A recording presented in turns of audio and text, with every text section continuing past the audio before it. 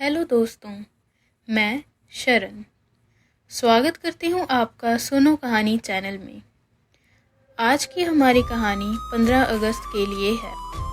कहानी का नाम है आज़ादी का कर्ज। तो चलिए शुरू करते हैं। कुछ कर्ज ऐसे होते हैं जिन्हें ना हम चुका पाते हैं और ना भूल पाते हैं। मेरे दादाजी का एक ऐसा ही कर्ज था जो उन्होंने 15 अगस्त को चुकाया, लेकिन उस दिन उन्होंने अपनी जान दे दी। ये कहानी सिर्फ मेरे दादाजी की नहीं, बल्कि उस हर वीर की है जिसने हमारी आज़ादी के लिए अपनी ज़िंदगी तक कुर्बान कर दी। 15 अगस्त की एक सुनहरी सुबह थी। गांव के चौपाल पर तिरंगा फहराने की तैयारियां जोरों पर थी। सड़क पर बच्चों के हाथों में कागज के झंडे थे। हवा में रंग बिरंगी पतंगे लहरा रही थी। ढोलक की थाप पर बच्चे नाच रहे थे और दूर कहीं से वंदे मातरम की गूंज सुनाई दे रही थी। मैं अपने दादाजी का हाथ थामे धीरे धीरे चौपाल की ओर चल रहा था।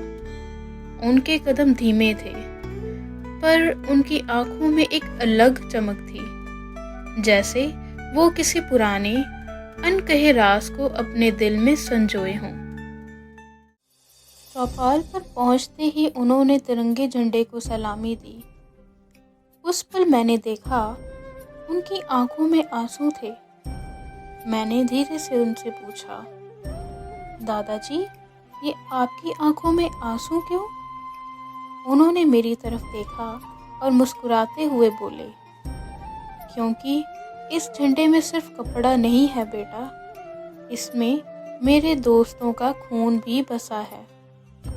उन्होंने मेरी कलाई थाम ली, जैसे मुझे एक ऐसी यात्रा पर ले जाना चाहते हों जो सालों पहले शुरू हुई थी। दादाजी बोले, बेटा, जब मैं तुम्हारी उम्र का था तब आज़ादी का मतलब सिर्फ किताबों में नहीं था, वो हमारी सांसों में था। हमारे गांव के हर घर की दीवारों पर तिरंगों के रंग होते थे और हर दिल में क्रांति की आग जलती थी। उन्होंने बताया कि उनका एक दोस्त था, रघु पढ़ाई में बहुत अच्छा नहीं था, लेकिन जब देशभक्ति की बात आती तो सबसे आगे खड़ा होता। तिरंगा बनाने का होमवर्क हो या आज़ादी के नारे लगाना, रघु हमेशा सबसे ऊंची आवाज में बोलता। फिर उनकी आवाज में एक गंभीरता सी आ गई। साल था 1942।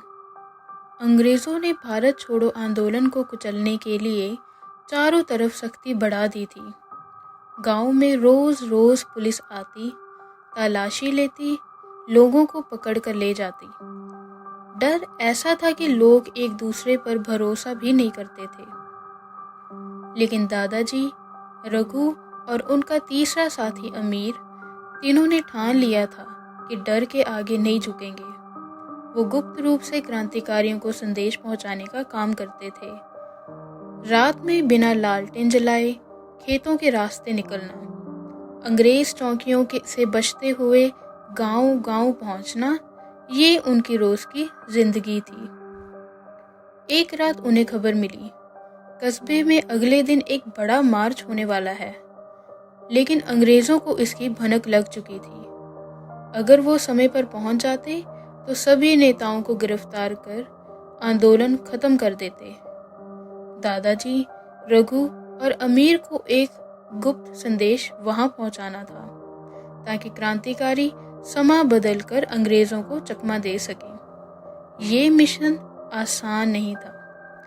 पकड़े जाने पर या तो सीधा फांसी हो जाती या गोली भी मारी जा सकती थी। उस रात तीनों अंधेरे में निकल पड़े। जंगल का रास्ता, पैरों में कांटे और हर मोड़ पर मौत का साया। अचानक रास्ते में अंग्रेजों की एक टुकड़ी सामने आई। स्थिति इतनी नाजुक थी कि बच निकलना लगभग नामुमकिन था। उसी पल रघु ने बिना सोचे समझे अपने कपड़ों में आग लगा दी। वो दर्द से चीखते हुए अंग्रेज़ों की तरफ भागा ताकि उनका ध्यान अपनी तरफ खींच सके। इस मौके का फ़ायदा उठाकर दादाजी और अमीर संदेश लेकर आगे बढ़ गए, लेकिन रघु कभी वापस नहीं आया।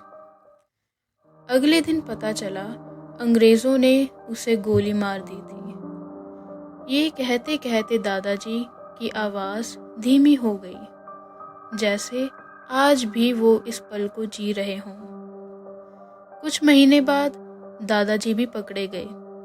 जेल में उन्हें कोड़ों से पीटा गया, पानी और खाना रोक दिया गया। दिन रात पूछताछ होती, लेकिन कभी भी उन्होंने अपने किसी भी साथी का नाम नहीं बताया।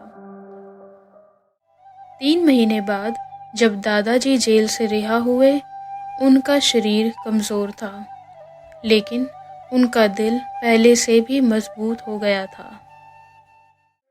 आखिरकार वो दिन आ गया, 15 अगस्त 1947। गांव में पहली बार तिरंगा फहराया गया। लोग ढोल बजा रहे थे, बच्चे गा रहे थे, सारे जहां से अच्छा हिंदुस्तान हमारा।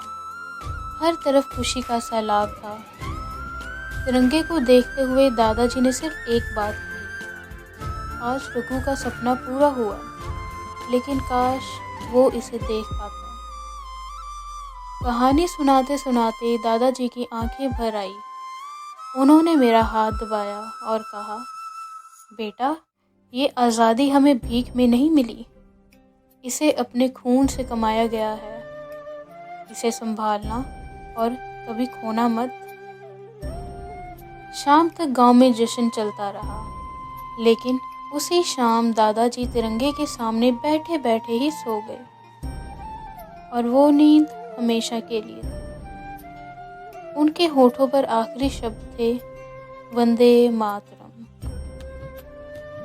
आज जब मैं 15 अगस्त मनाता हूँ तो सिर्फ झंडा नहीं देखता, मैं उनमें अपने दादाजी, रघु और उन अनगिनत बलिदानों का चेहरा देखता हूँ, क्योंकि आज़ादी का कर्ज कभी नहीं चुकता।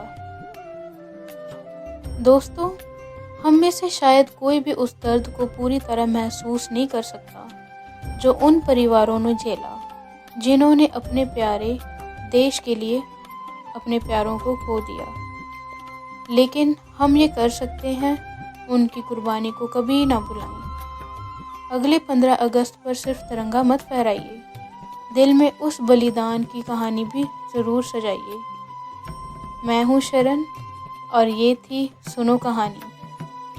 अगली बार फिर मिलेंगे एक और कहानी के साथ। अगर आपको ये कहानी पसंद आई तो इसे सिर्फ अपने तक मत रखिए, अपने दोस्तों, परिवार और बच्चों को सुनाइए, ताकि वो जान सके कि ये तिरंगा कितनी कुर्बानियों से मिला है।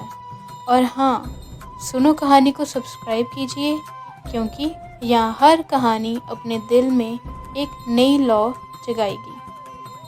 धन्यवाद।